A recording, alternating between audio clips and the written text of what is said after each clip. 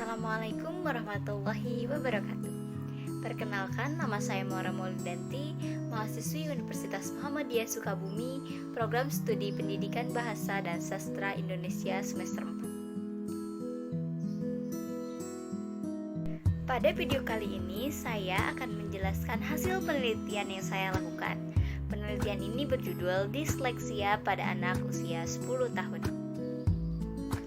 Penelitian yang saya lakukan bertujuan untuk mendeskripsikan gangguan disleksia pada anak 10 tahun. Gangguan disleksia yang dimaksud adalah gangguan dalam proses belajar yang ditandai dengan kesulitan membaca, menulis, atau mengeja. Proses pembelajaran pengidap disleksia seringkali mengalami keterlambatan, dan keterlambatan itu memunculkan stigma negatif dalam masyarakat. Masyarakat akan mencap anak yang belum bisa membaca, menulis adalah anak yang bodoh. Sedangkan mereka tidak tahu apa itu disleksia.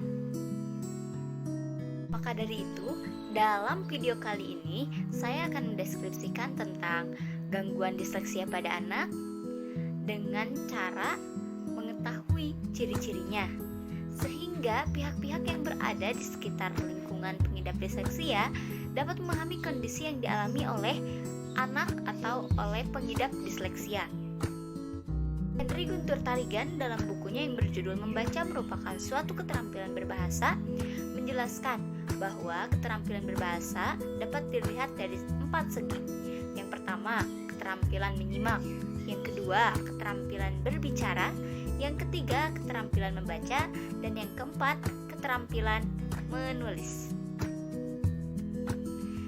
Maka dari itu, di dalam dunia pendidikan, keterampilan berbahasa sangat berpengaruh pada pengembangan potensi peserta didik. Salah satunya yaitu kemampuan membaca. Kemampuan membaca merupakan suatu proses yang dilakukan serta dipergunakan oleh pembaca untuk memperoleh pesan yang hendak disampaikan penulis melalui media kata-kata atau bahasa tulis. Jika dalam proses pemerolehan pesan dalam membaca tidak terlaksana dengan baik, pesan secara tersurat dan tersirat yang diberikan oleh penulis tidak akan tertangkap atau dipahami. Membaca membutuhkan kemampuan visual dan kognisi untuk memberikan makna pada lambang-lambang huruf. Tetapi kemampuan membaca yang dimiliki setiap manusia tidaklah sama. Jika kemampuan membaca mengalami gangguan, maka proses mendapatkan informasi akan terganggu dan menimbulkan keterlambatan dalam proses pembelajaran. Setiap anak memiliki masa perkembangan yang berbeda. Hambatan perkembangan juga berbeda pada setiap anaknya. Seperti yang Hidayat katakan dalam bukunya. Dalam masa perkembangan, terkadang akan ada hambatan. Kemungkinan terjadi hambatan tersebut disebabkan oleh hambatan otak atau sistem saraf pusat pada masa parental, perintal, dan selama usia 1 tahun pertama. Hambatan yang disebabkan oleh sebuah gangguan pada saraf dapat mempengaruhi kemampuan membaca anak. Gangguan ini yang disebut dengan gangguan disleksia. Coba, apa itu disleksia?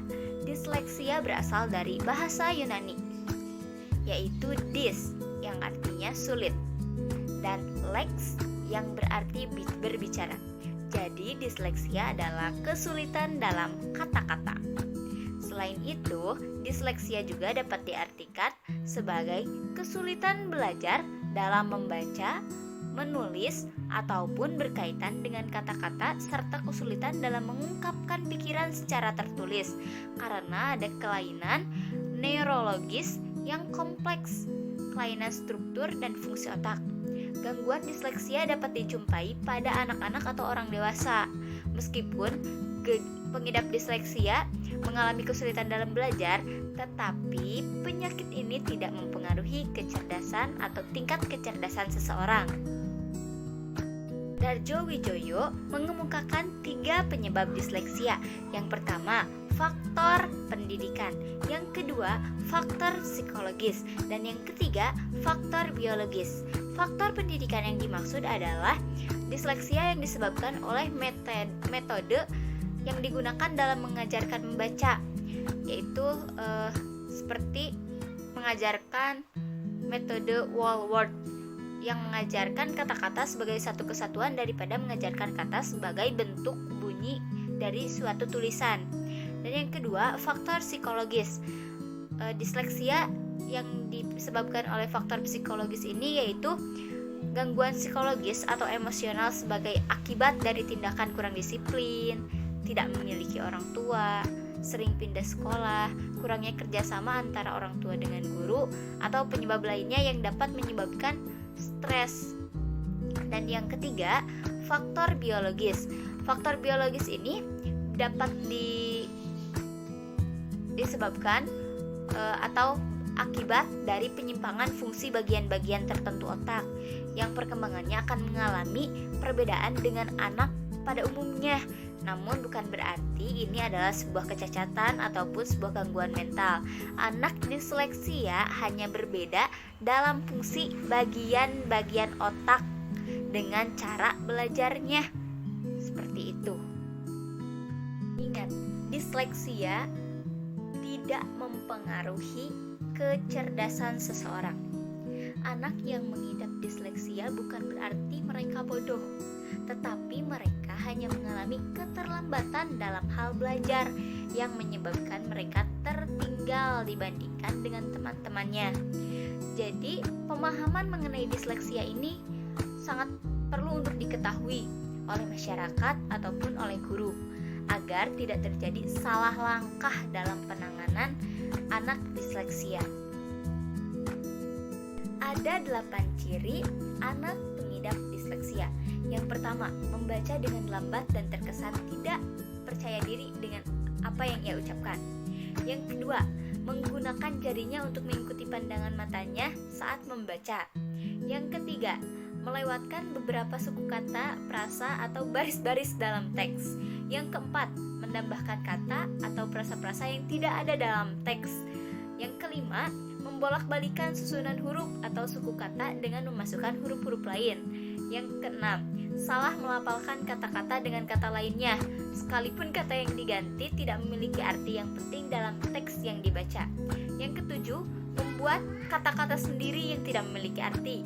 Yang kedelapan, mengabaikan tanda-tanda baca. Selanjutnya kita akan membahas sifat umum disleksia. Menurut Olivia Bobby Herimianto dan Vika Valentina dalam bukunya yang berjudul Disleksia Bukan Bodoh, Bukan Malas Tetapi Berbakat, menjelaskan sifat bawaan dari anak yang mengidap disleksia, yaitu yang pertama, sering mengulang-ulang, menambah-nambahkan, melakukan transposisi, serta membuat kesalahan ketika sedang membaca dan menulis. Yang kedua, sering membalik-balikan angka atau huruf. Yang ketiga, memiliki tulisan tangan buruk yang berakibat pada permasalahan dalam menulis dan menyalin. Yang keempat, sulit berkonsentrasi. Yang kelima, menghindari membaca, lebih menyukai mendengar orang lain membacakan mereka. Yang selanjutnya, tidak konsisten dalam membaca atau mengeja secara fonetik sistem bunyi bahasa. Selanjutnya, mempunyai kemampuan berbicara lisan yang baik namun buruk dalam tulisan. Yang selanjutnya, mempunyai IQ tinggi tetapi belum atau tidak pernah diuji secara akademis. Selanjutnya, mempunyai kesulitan mengatur serta mengutarakan ide atau pikiran. Selanjutnya, dalam keseharian terlihat ceria, cerdas, pandai berbicara, tetapi kesulitan dalam membaca, menulis, atau mengeja. Yang selanjutnya, cenderung berpikir melalui gambar dan mengutamakan intuisi dan melalui bunyi atau kata. Yang terakhir, terlihat seperti sedang terbang ke dunia sendiri atau saat di tengah-tengah pelajaran seperti tidak fokus saja seperti itu. Yaitu bentuk kesulitan membaca disleksia. Yang pertama, melakukan penambahan dalam suku kata atau addition. Misalnya, batu menjadi baltu. Yang kedua, menghilangkan huruf dalam suku kata atau omission. Misalnya, masak menjadi masak. Yang selanjutnya, membalikan huruf kata atau angka dengan arah terbalik kiri kanan, inversion atau mirroring. Misalnya, dadu menjadi babu, roda menjadi roba, seperti itu. Yang selanjutnya, membalikan bentuk huruf kata atau angka dengan arah terbalik atas bawah, reversal. Misalnya, papa menjadi kakak, memakai Q seperti itu. Yang terakhir, mengganti huruf atau angka, substitution. Misalnya lupa menjadi luga. Angka 3 ditulis dengan terbalik seperti itu. Pada usia anak sekolah, disleksia terlihat semakin jelas. Yang pertama seperti kemampuan membaca yang lambat atau lebih rendah dari anak-anak seusianya. Yang kedua, kesulitan memproses dan memahami apa yang didengarnya. Yang ketiga, sulit untuk menemukan kata atau kalimat yang tepat untuk menjawab sebuah pertanyaan.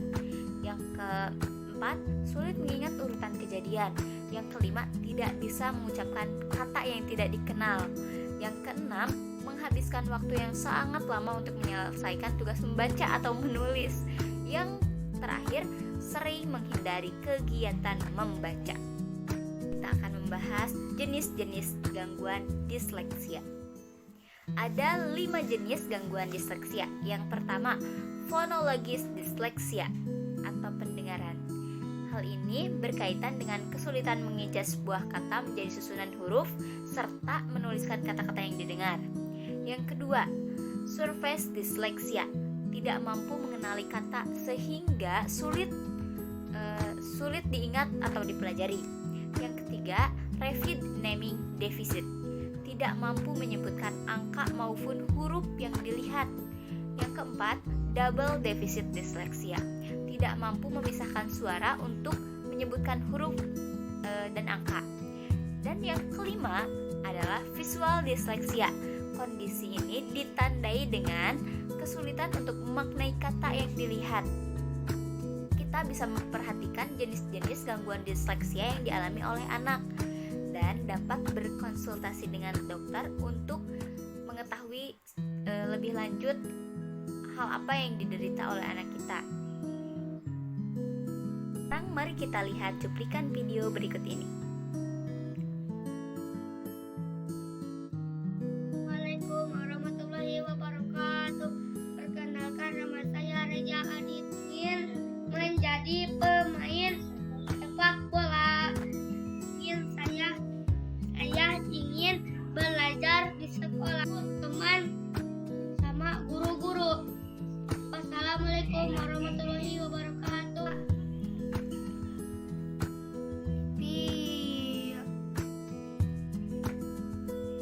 Huruf apa itu? Ini huruf apa? S, Sama A, S sama dibaca. Su, Ini huruf A, sama. Ba, Ini huruf apa?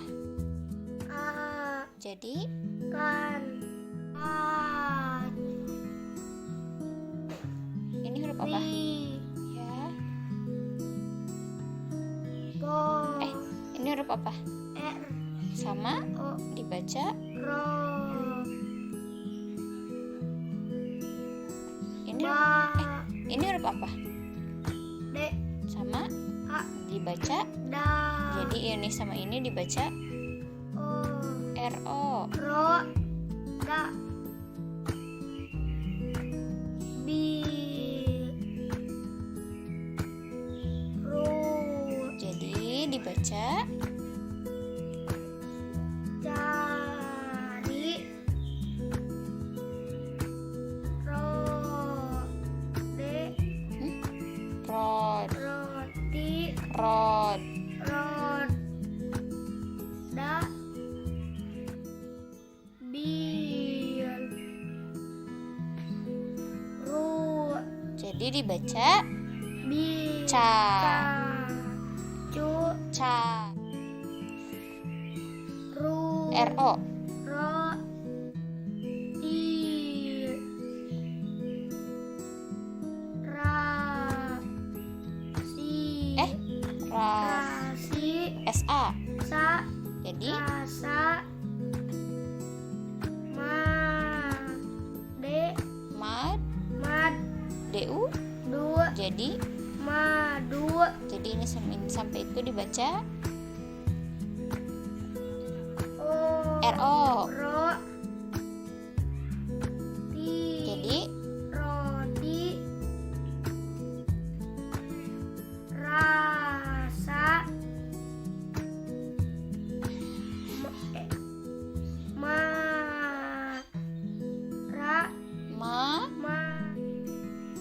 B,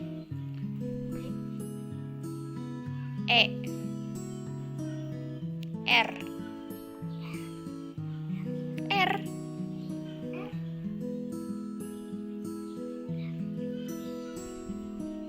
S, E,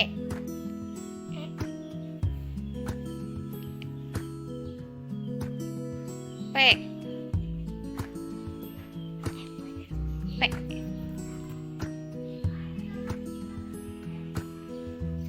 E, D, A.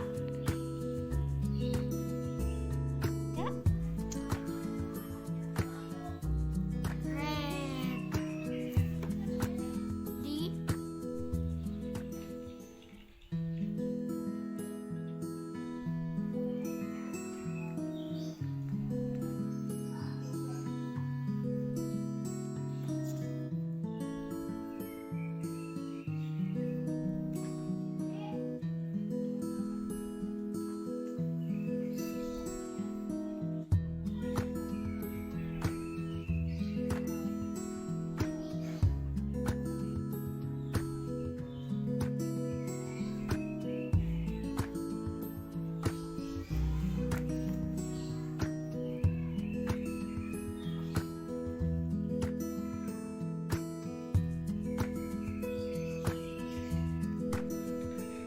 D. Udah belum?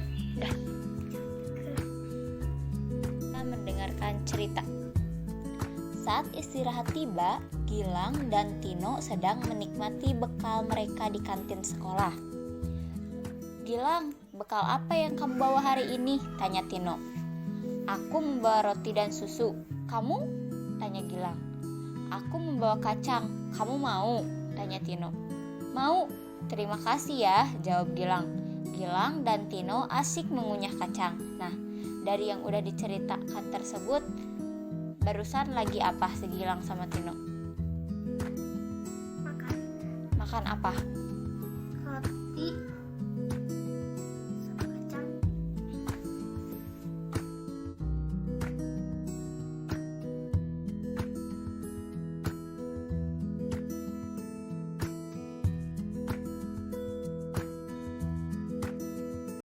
Nah, setelah menyimak cuplikan video yang barusan, kita bisa melihat bahwa anak tersebut adalah mengalami gangguan disleksia, yaitu jenis phonological dyslexia, yaitu pendengaran. Yang kedua, surface dyslexia, dan yang ketiga, visual dyslexia.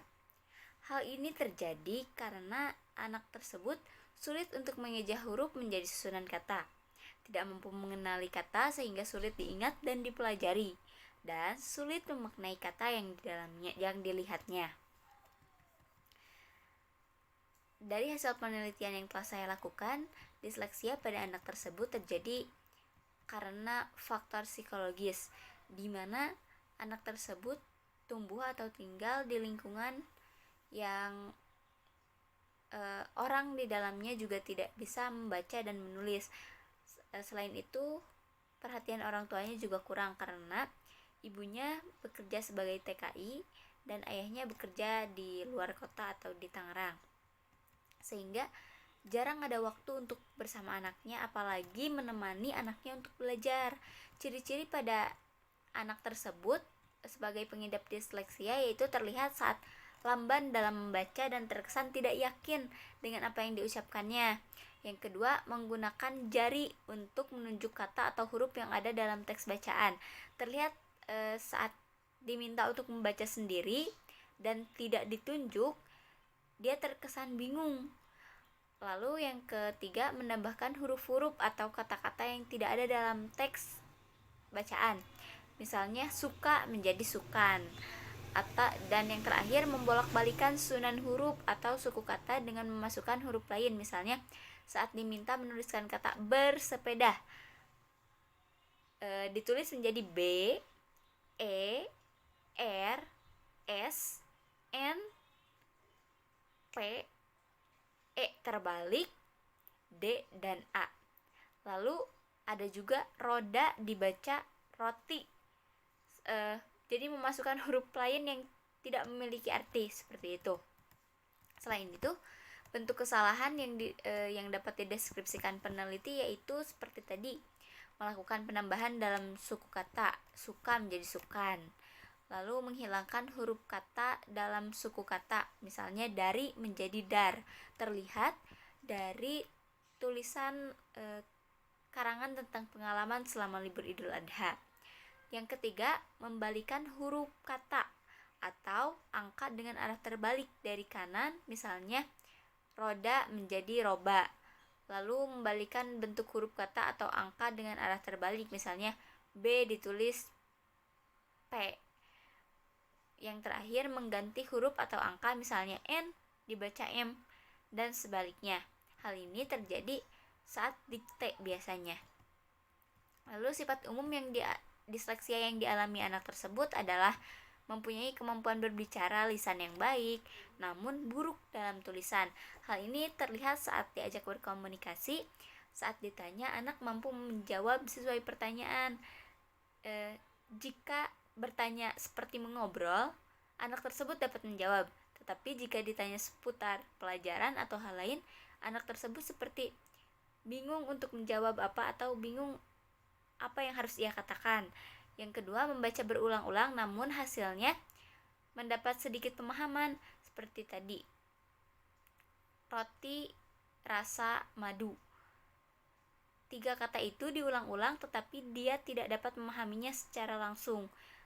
Sudah beberapa kali diulang pun masih terjadi kesalahan saat membacanya. Yang ketiga, memiliki tulisan tangan yang baik, tetapi masih ada kesalahan dalam jarak atau spasi dan penulisan huruf kapital di tengah kalimat. Hal ini terbukti terlihat dari teks yang dia tulis saat menulis cerita pengalamannya. Masih ada penulisan huruf yang salah, jarak antar kata yang terlalu rapat. Yang keempat, menghindar membaca, lebih menyukai mendengar orang lain membacakan mereka. Setiap diminta untuk membaca, anak terkesan malas. Tetapi saat diminta mendengarkan dan ditanya tentang apa yang dibacakan, ia bisa menjawab walaupun ragu-ragu. Yang kelima, dalam keseharian terlihat ceria, cerdas, dan pandai berbicara, tetapi kesulitan dalam membaca, menulis, atau mengeja, di mana dia aktif bermain dengan teman-teman, bermain bola, bermain layang-layang. Dia bisa menjawab di saat ditanya atau ditanya seputar kehidupan atau habis dari mana, habis main apa, dia bisa menjawab. Tetapi jika ditanya tentang pelajaran, dia akan bingung harus menjawab apa. Yang selanjutnya yaitu cenderung berpikir melalui gambar. Ia dapat dan mengutamakan intuisi bukan melalui bunyi atau kata. Seperti tadi, di saat saya membacakan sebuah cerita atau halaman pertama dari sebuah cerita, lalu ditanya apa yang dilakukan tokoh dalam cerita tersebut, dapat dilihat dari matanya, di mana dia menjawab dengan melihat ke gambar, bukan mengingat dari apa yang telah saya katakan atau saya ceritakan, seperti itu. Selain itu, anak yang saya jadikan objek penelitian ini merupakan anak kelas 4 SD.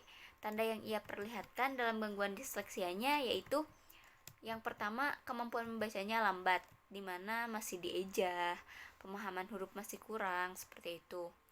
Yang kedua, sulit untuk memahami atau memproses apa yang didengarnya, seperti dalam video di saat ia diminta mengucapkan kembali apa yang diucapkan oleh peneliti pada kata yang berimbuhan, ia mengalami kesulitan. Misalnya di video pertama ada video tentang perkenalan dirinya. Di saat itu peneliti dan penutur atau objek yang saya teliti membuat video itu berulang kali, di mana penutur mengucapkan kata yang salah berulang-ulang kali, seperti kata bermain bola menjadi memain bola. Contohnya, hobi saya bermain bola, tetapi dia mengucapkan hobi saya memain bola. Atau cita-cita saya ingin menjadi pemain bola, tetapi ia tetap mengucapkan cita-cita saya ingin memain bola. Jadi kata-kata yang berimbuhan sulit untuk ia pahami atau ia ingat. Yang selanjutnya, sulit mengingat urutan kejadian. Kejadian ini dapat dilihat saat anak membaca 4 kata dalam satu kalimat, tetapi saat kalimat yang sama diulang kembali, ia akan lupa dengan apa yang telah dibacanya. Yang selanjutnya, menghabiskan waktu yang sangat lama untuk menyelesaikan tugas membaca dan menulis. Mengapa seperti itu? Karena di saat membaca, ia harus mengeja huruf per huruf dan harus mengulangi di saat ada yang salah. Lalu di saat menulis, ia akan menunjuk huruf satu huruf oleh tangan kirinya, lalu tangan kanannya menulis huruf-huruf tersebut, seperti itu. Lalu dan kesimpulannya adalah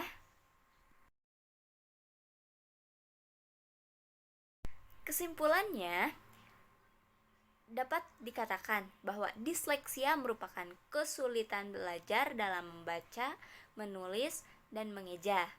Disleksia dapat terjadi pada usia anak-anak maupun dewasa. Disleksia merupakan penyakit yang tidak mempengaruhi kecerdasan seseorang, karena disleksia dapat dikatakan suatu keterlambatan, bukan suatu kebodohan, karena hal ini mengakibatkan ketertinggalan seseorang dalam proses belajar dari teman-temannya, seperti itu. Disleksia dapat terjadi karena beberapa faktor. Yang pertama, faktor pendidikan, faktor psikologis, dan faktor biologis. Diharapkan dengan adanya penelitian ini, banyak orang yang dapat memahami disleksia.